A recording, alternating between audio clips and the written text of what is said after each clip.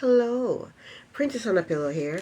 I am here to do a review slash recap with my opinion on 90 Day Fiance, Season 10, Episode 10. It's titled For Better or For Worse. The first couple is Gino and Jasmine. Okay, so Jasmine is still upset at Gino for lying about having a bachelor party. And she's giving him the cold shoulder. Um, they showed a clip of Gino talking to his cousin about the issue, and his cousin told him that it's not about him. Excuse me.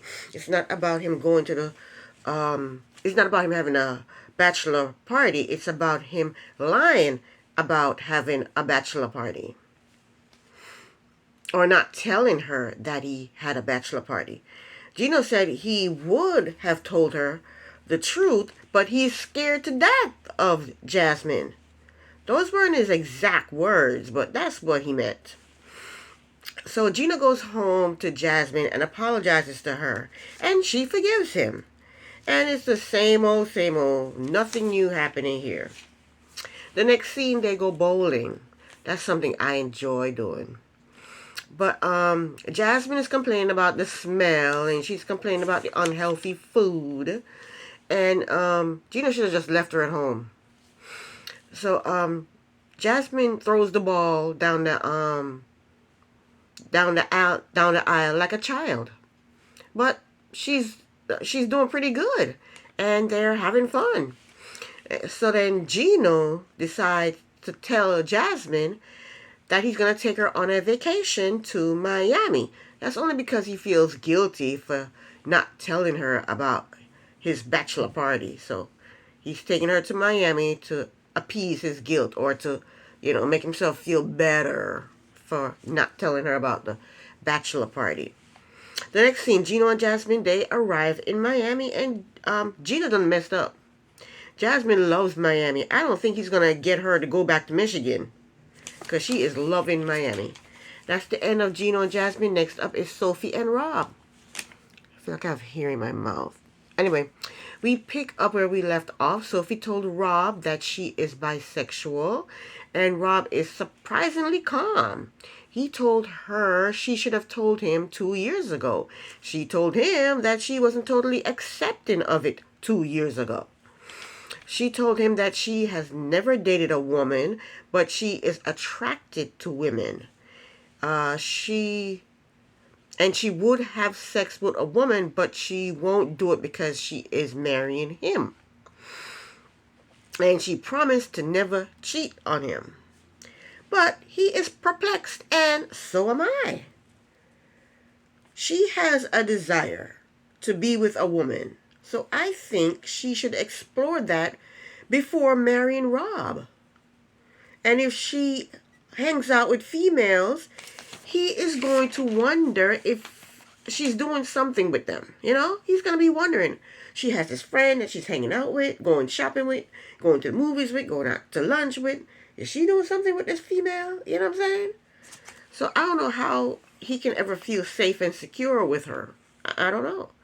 She likes women. She would have sex with a woman. She's never had sex with a woman. It's in her to want to have sex with a woman. So can she be friends with a woman? How would he feel? I don't know. I think it's a disaster waiting to happen. Next scene, Rob takes Sophie to an expensive jewelry store to buy wedding rings. And Rob walks into the store and told the jeweler that he wants to see the cheapest rings. That's so tacky. And Sophie's embarrassed. I'd have been embarrassed too. He should have gone to a pawn shop or a gumball machine. I'm mean. But they ended up finding rings that they could afford, and all seemed well for now. Next up is Sam and Citra, I think is how you pronounce it, Citra. Sam and his family is having a cookout. And from them talking, it seemed as though Citra's entire family is moving to the States. That's what I thought I heard. Anyway, Sam tells his family that he is going to convert to Islam. Let me back up a little. My head is cut off. Let me back up a little. He's going to convert to Islam. His mother is not happy about the conversion, and Sam knows nothing about the Islam religion. The information is right there at his fingertips. He needs to get to know what the religion entails if he plans on converting.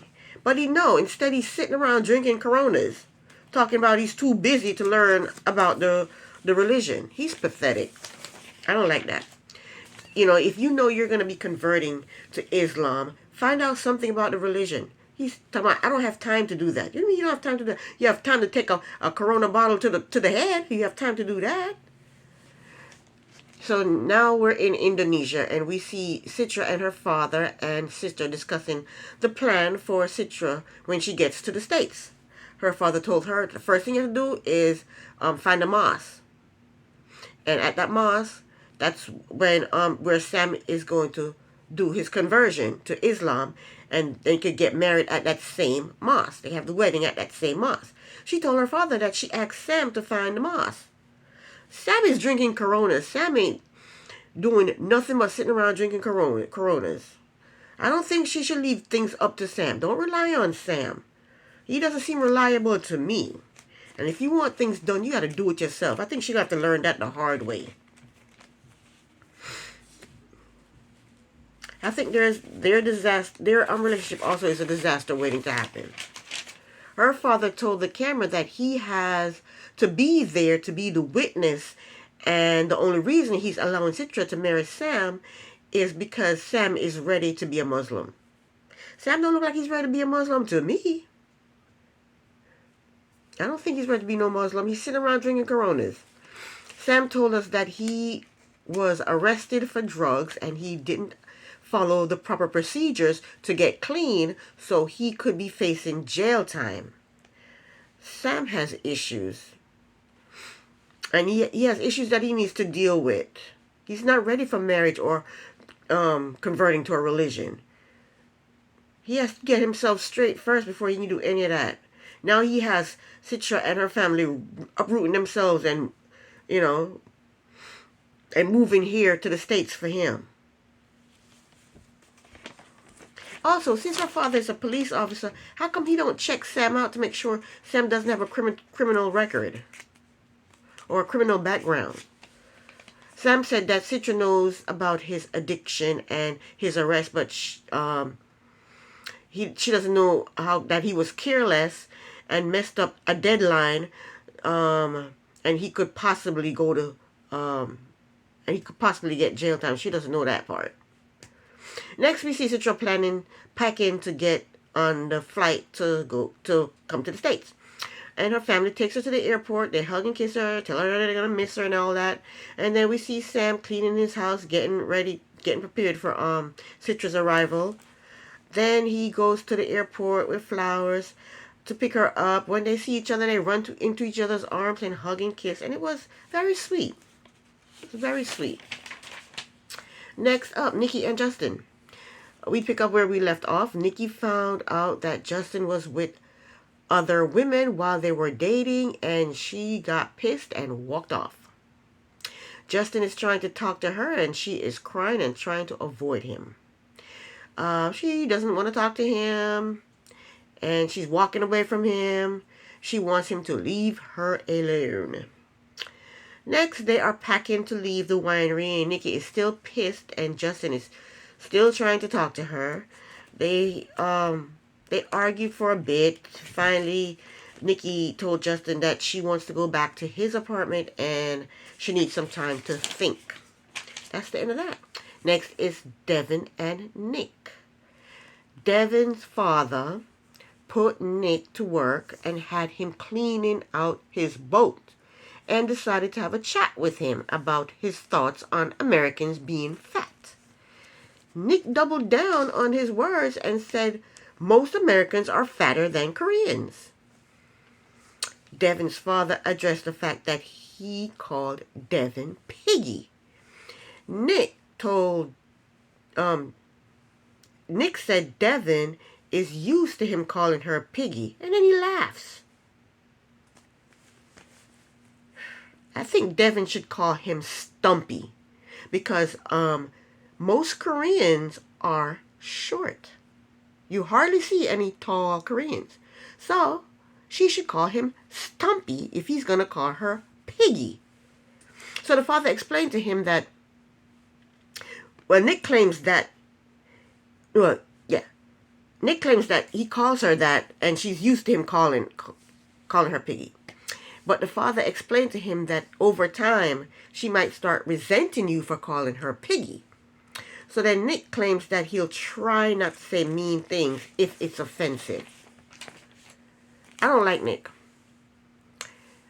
He couldn't live under my roof. I think he's rude, insensitive, and a straight-up asshole. Next scene, Devin ordered a traditional wedding dress, and when it arrived, she did not like the dress. She tried on the dress, and it's beautiful. The dress was beautiful, and it fit her nicely. But Devin is a spoiled brat whose mommy has to fix it or deal with her pouting, sad face. Now, when I was 9 years old and things didn't go my way, that's the way I acted. When I was 9. This is a grown-ass woman. Let me sit back. I keep hunching over. My head keep getting cut off. Yeah, Devin is a grown-ass woman. She should know better. Come on. So, I think maybe the next day her mother took her to a bridal shop to get a backup dress. The first dress she tried on was beautiful and it fit her well. But of course, spoiled brat Devin didn't like it. She tried on another dress and of course she didn't like that one either. She didn't like any of the dresses she tried on. And then she got so annoyed and frustrated at her mother, she called her mother a nag. If I were her mother, I would leave her alone to figure it all out on her own because she's a grown-ass woman. She wouldn't be abusing me. So Devin goes into the dressing room to change, and then the attendant comes out and tells Devin's mother that Devin is crying, in the dressing room crying. So the mother goes to the dressing room. The mother is already stressed out. She looked all over her face. She looked stressed. But the mother goes into the dressing room to talk to Devin. And Devin would not talk to her mother. She wouldn't allow her mother in the dressing room, and she would not talk to her mother. And then she cursed at her mother. Her mother tried to open the screen to the dressing room, and Devin grabbed the screen and shuts it back and said, "Leave the effing curtain alone." She cursed at her mother. Devin is a rude, disrespectful, self-absorbed crybaby, and her and Nick deserve each other. That's the end of them. I think this is the last one. Last but not least, we have Clayton and Annalie. Clayton took Annalie to a llama farm to feed the llamas. The animals were beautiful and gentle, and they had a good time. Then he took her to a Latin restaurant, and while they were eating, she told him that she told her mother that they don't spend a lot of time together because he is either working or playing video games. She told him that she wants to meet his friends because she is a very sociable person. First thing, I think she needs to learn some damn English. She needs to learn English. I believe that if you move to a country, you need to learn the language of that country. Clayton told her that most of his friends are online, which is a lie. He only has one friend, and that friend is online. He has no other friends. Annalie said, "All your friends are virtual? You have never met them?" And Clayton, he schooled her on that. He told her that virtuals are robots. He said his friends are not robots, they are real people. I don't know why he keeps saying friends. You only have one friend, Cameron, the one that he play video games with. And he calls him his best friend because he's been playing video games with this guy for 10 years and he's never ever met this guy face to face. So Annalie said, "You haven't met them face to face?" And Clayton said, it doesn't matter to him. That doesn't matter that he hasn't met them face to face. He's fine with that. He told her that his best friend of 10 years, he has never met him in person. And she basically told him that her friends are not virtual. She have real friends. She told him that she can not call her best She said that she cannot call someone her best friend that she has only met online. In her confessional, she said she is nervous because Clayton does not have any real friends. She said it's only Clayton and his mother. So she wants to get out and meet people. But you need to learn how to speak English. She said all she knows is Clayton and his mother. And the sister. Don't forget the sister. You know the sister too, girl. She said she doesn't know if she is